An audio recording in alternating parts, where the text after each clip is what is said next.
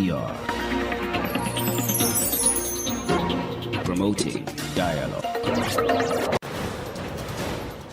Good afternoon and many thanks for staying tuned to West Africa Democracy Radio, broadcasting on 94.9 FM and around the world on WADR.org.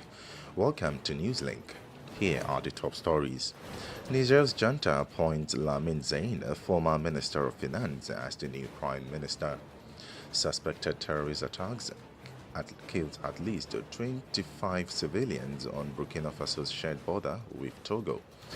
The Sierra Leonean government seeks the extradition of former chief leaving alleged involvement in the failed coup plot, and Bamako and Ouagadougou signed multiple cooperation agreements covering diplomacy.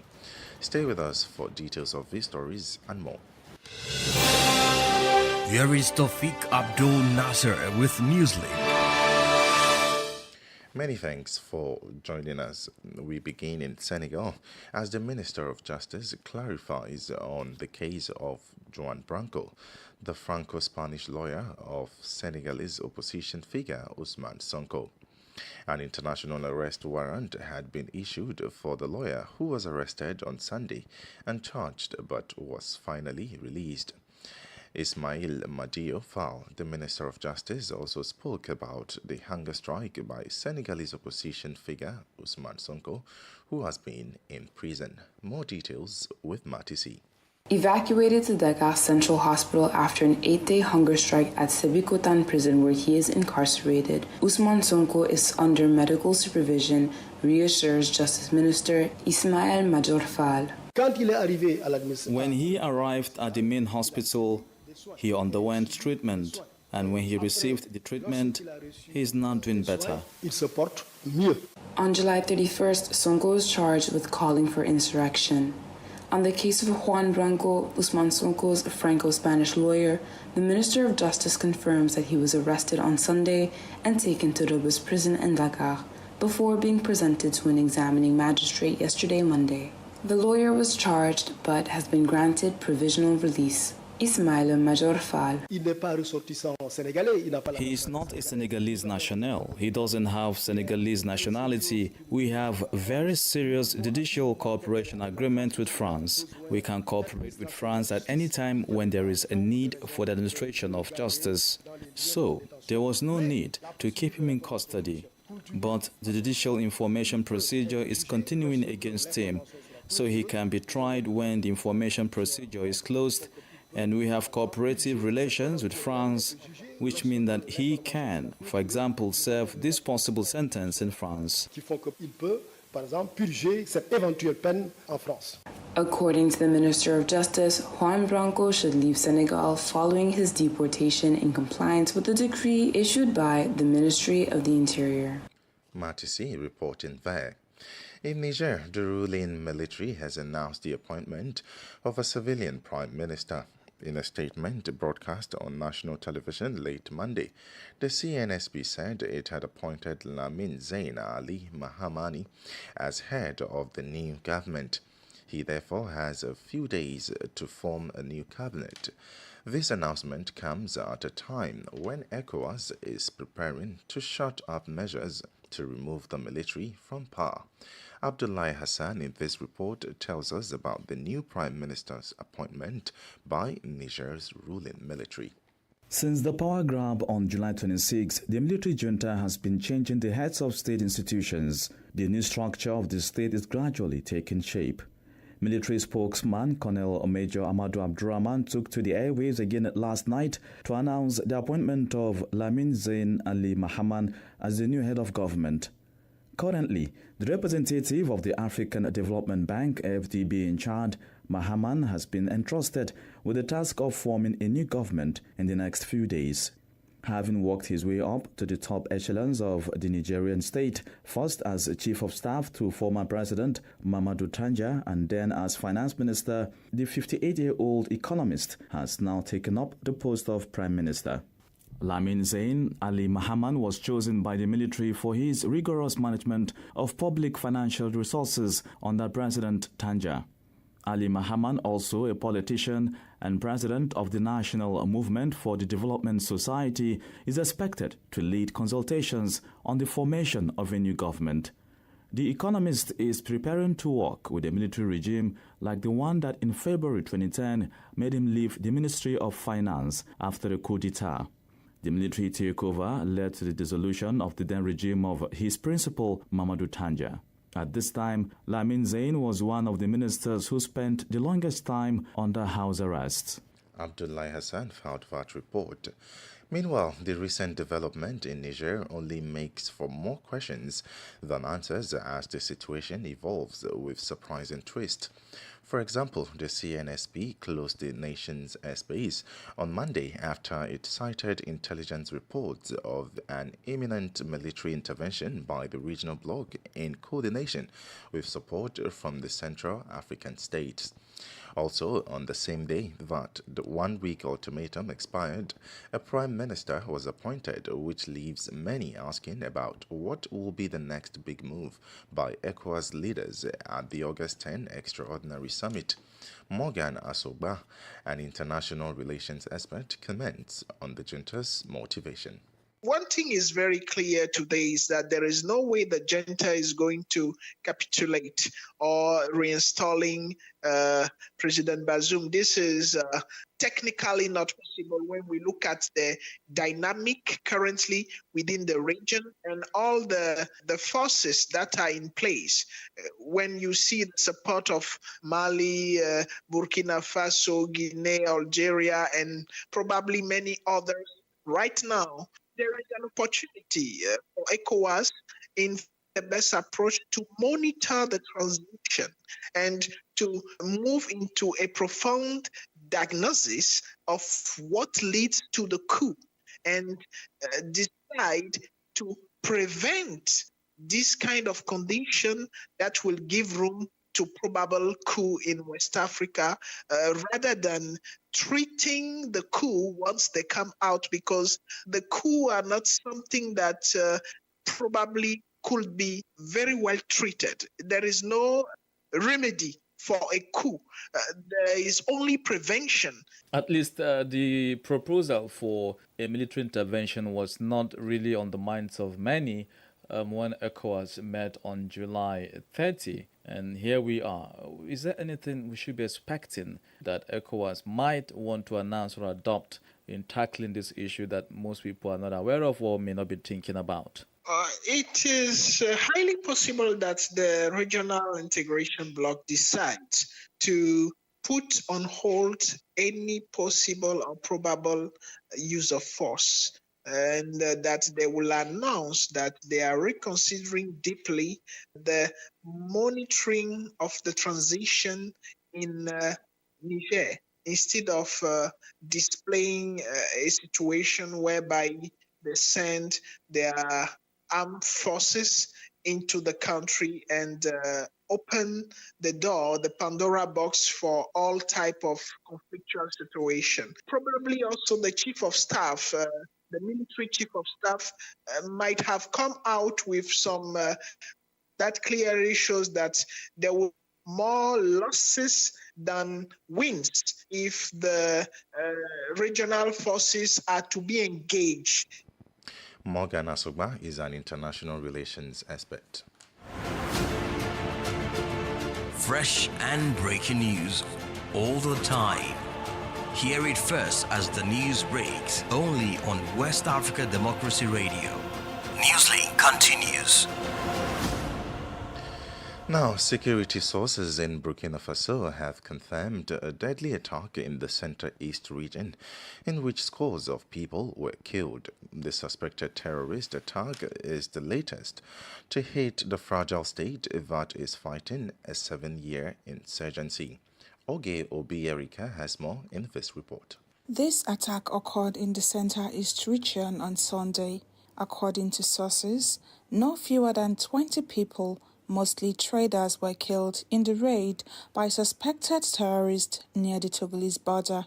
Another security source confirmed the attack, but said 25 people lost their lives and more than a dozen others were injured. Since the report emerged, no armed group affiliated with the Islamic State IS or JNIM, which continues to be the most prominent terrorist group, followed by the homegrown Ansarul Islam, has claimed responsibility for the incident. An NGO count indicates that more than 16,000 civilians, troops and police have died in terror attacks in Burkina Faso, including more than 5,000 since the start of 2023. More than 2 million people have also been displaced within the country, making it one of the worst internal displacement crises in Africa. Captain Ibrahim Traoré seized power in Burkina Faso in a September 2022 coup, which ousted Lieutenant Colonel Paul-Henri Sandaogo Damiba, who in January of the same year toppled the country's last elected president, Roch Marc Christian Kabore. The motive for both coups was anger at failures to stem an insurgency that has claimed thousands of lives since spilling over from neighboring Mali in 2015. Oge Obierica with that report. More on the devastating effects of insurgency in the Sahel. 17 people were reportedly killed in Mali's Banjangara region in the central region. The governor of the region, in a statement, revealed that the casualties were victims of two separate attacks attributed to terrorists. The first attack took place on Saturday in the village of Bodio, which left 15 civilians dead, including 3 traditional Dozo hunters and 2 others critically injured. Barely 24 hours later, a motorbike carrying 2 hunters hit a mine near the village and both individuals died on the spot, according to state officials. So more from the Sahel. Bamako and Ouagadougou have signed multiple cooperation agreements covering diplomacy, the economy, trade and mining. For 3 days, experts from both countries worked on the framework for putting these agreements into operation.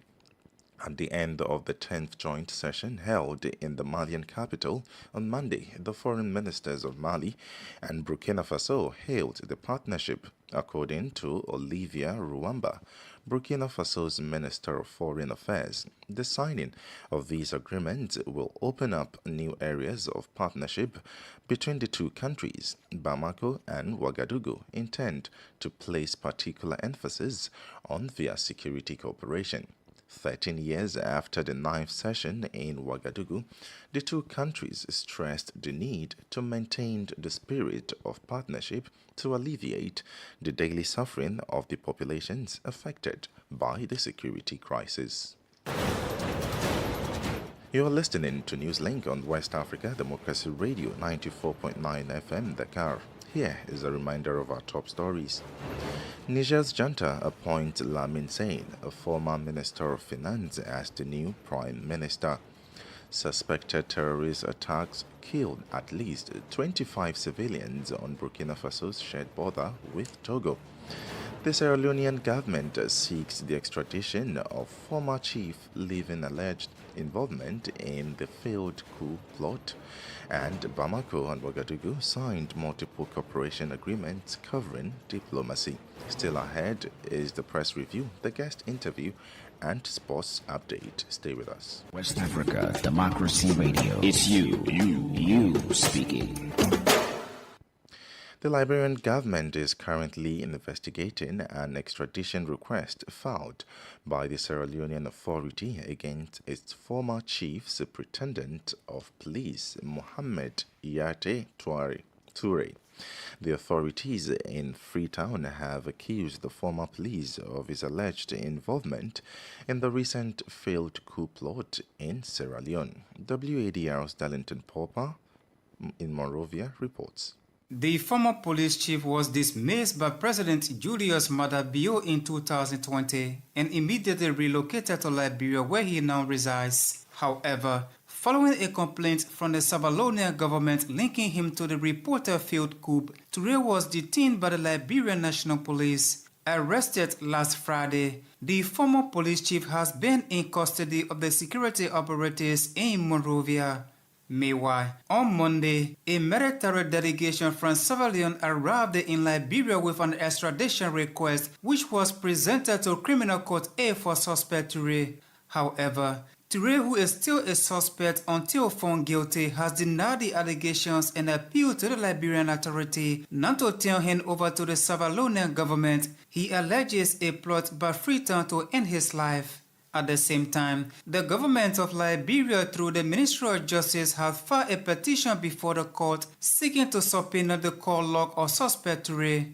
The ministry believes that producing the call log will establish whether or not the allegation linking the suspect to an attempted coup is factual, as well as help establish his link with those already arrested in Sierra Leone.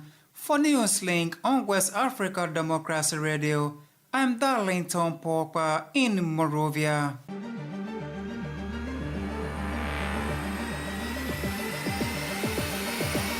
This is the newspaper review.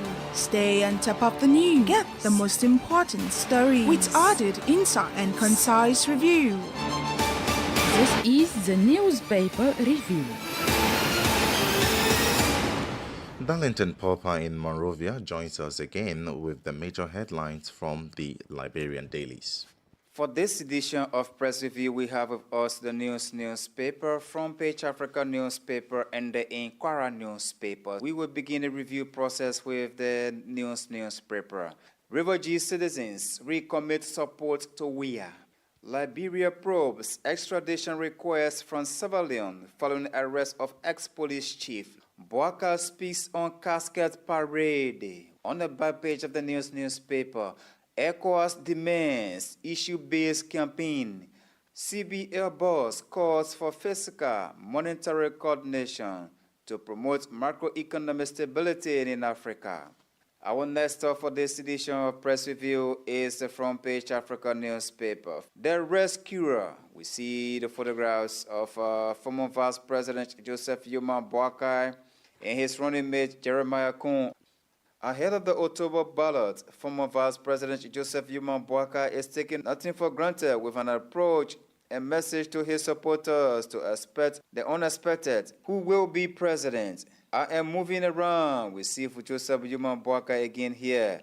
ECOWAS urges issues-based campaign. We see the photographs of some supporters of President George Weah toting casket on the Front Page Africa newspaper. On the back page of the Front Page Africa newspaper, we see the photograph of President George Weah. This is a campaign message here that says vote. With that, we leave it right there and cross over now to the Inquirer newspaper. Tons of condemnations as Weah threatens anti-peace campaign partisans. We see the photographs of several supporters of the ruling establishment toting casket here on the front page of the Inquirer newspaper. UL launches master's program. Will Liberia extradite Mohamed Toure? The paper is asking the question here, and the kickoff says, as justice requests subpoena on GSM companies. Plans to launch home care and support service soon. Let's try to get a gist of this story on the back page of the Inquirer newspaper. Lens Home Care and Support Service, a professional home care and support service provider, will officially launch its brand on August 17, 2023. Lens Care and Support Service Chief Executive Officer says she and her team are working tirelessly towards making the agency a top-notch service provider in the country. On that note, that is how we love to conclude today's edition of Press Review. But before we go, these are the newspapers we actually followed on today's edition. We followed the newspaper, the Front Page Africa newspaper, and the Inquirer newspaper was our last stop. On that note, thank you so much for following, and bye-bye. Darlington Pogba there with the major headlines from the Liberian dailies. Politics, analysis on major news, social matters, and all. This is a guest. Our guest interview centers on the Senegalese Minister of Justice explanation regarding the Juan Branco case concerning the Franco-Spanish lawyer representing Senegalese opposition figure Ousmane Sonko. Despite an international arrest warrant, the lawyer who was apprehended on Sunday faced charges and ultimately was freed. Ismail Madiou Fall, the Minister of Justice, also addressed the hunger strike initiated by Senegalese opposition figure Ousmane Sonko, who remains incarcerated. Our guest, Ibrahim Khan, delves into the implications of Sonko's hunger strike on the state and the expedition of his lawyer, Juan Branco. I think Branco is those kind of lawyers who just want to make noises, who just want to use his position as Sonko's foreign lawyers to really put more pressure on the state. He has his style. He also tried to bring into the legal proceeding new subject, new issues. If you recall, a few months ago, when we had a big number of people who were killed and shot by the police, he identified not only some people in the army, in the police, in the gendarmerie, but also even in the French embassy who are supporting the police in their effort to bring back calm in the country. Identify them as possible target for the ICC because... So now that he has been released, what does it mean for Sonko? Well, there are two or three things. The first thing is that according to the Senegalese constitution, any human being who is in Senegal and who has problem with the judicial system has a right to a lawyer. And it doesn't say French, English, Japanese, he has a right to a lawyer. It's for him or her to choose a lawyer who can defend him. Sonko decided to hire him as his lawyer. So normally he should be allowed to really come and defend Sonko. So the fact that he's no longer part of those who can practically defend Sonko before Senegalese tribunal, that's a violation of Sonko's right. And I think you will see in the future Sonko will be using that against the state. Right. So looking at the hunger strike that Sonko embarked on, in case something happens, what could be the implications? Well, from what I know, yesterday the Senegalese newspaper, if you recall, published a letter written to him by, one of his key ally, who is an architect here in Senegal, Pierre Goudiaby Atepa, who wrote him to ask him to stop his hunger strike because he believed that people still need him as a political leader, and he should not be seen as somebody who is taking this kind of attitude simply because those attitude can be seen as a defeat of his action in Senegal. From what I know, yesterday night, he finally agreed to accept the request from Pierre Goudiaby, and apparently today an information will be released by his party or his people to inform the public that Sonko has stopped his hunger strike. And if you want my personal view on this, I think that as a political actor, hunger strike can be used as a tactic, but not as a strategy. You understand? Because today will be the 9th day that Sonko has not eaten, if that is the case. So, and if he damage his own body or he create a situation whereby he will not be able to act as a political leader, that will be his fault. And the hunger strike can even be assimilated as a kind of defeat of Sonko against what the state is doing on him, Ibrahim Khan is a regional governance expert. Here is Sankule Janko with Sports Update.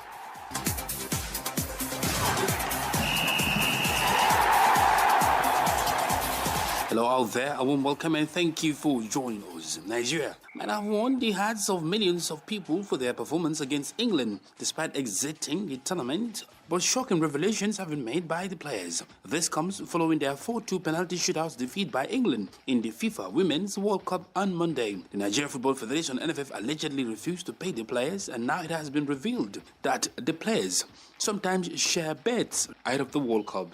Forward Ifeoma Onomunu revealed that the team has no gym in their training camp in Nigeria, and players sometimes have to share beds. Speaking to the Guardian newspaper, he was quoted as saying, "I've seen what resources England have access to.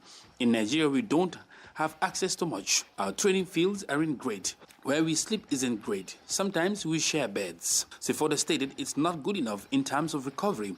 We don't have much of any of that. We don't have access to a gym in camp in Nigeria. There is a lot that needs to be done," she said, while hoping for more people to start to talk about it. "Coming here, it's hard to adjust. We do what we can because we love playing for our country, but hopefully they make it easier for us to do our best." Nigeria's preparation ahead of the World Cup was marred by the NFF's alleged refusal to pay the players. The Super Falcons came close to boycotting the tournament, while coach Randy Waldron was critical of the NFF before the tournament, claiming years of wages had gone unpaid to players and himself. And that's it for sports. It's back to you. We have come to the end of this edition of NewsLink from West Africa Democracy Radio, broadcasting from Dakar, Senegal. Thank you for listening, and many thanks to our listeners in the Gambia via Hot 104.3 FM and Nuni FM 94.0 Banjul. In Liberia via Alternative Youth Radio 98.9 FM Lofa County. We also thank our listeners in Ghana on Radio Pod 95.1 Savannah region and on Royals FM 104.7 Wenchi. Billy Munoz has been on the console and Mustafa Sek has been in charge of live stream. Do interact with us via social media platforms, Twitter, Instagram at WADR News, and on Facebook, West Africa Democracy Radio English Service. I am Taufik Abdul Nasir. Good afternoon. News, talk, music, get it all 24 hours on West Africa Democracy Radio 94.9 FM Dakar.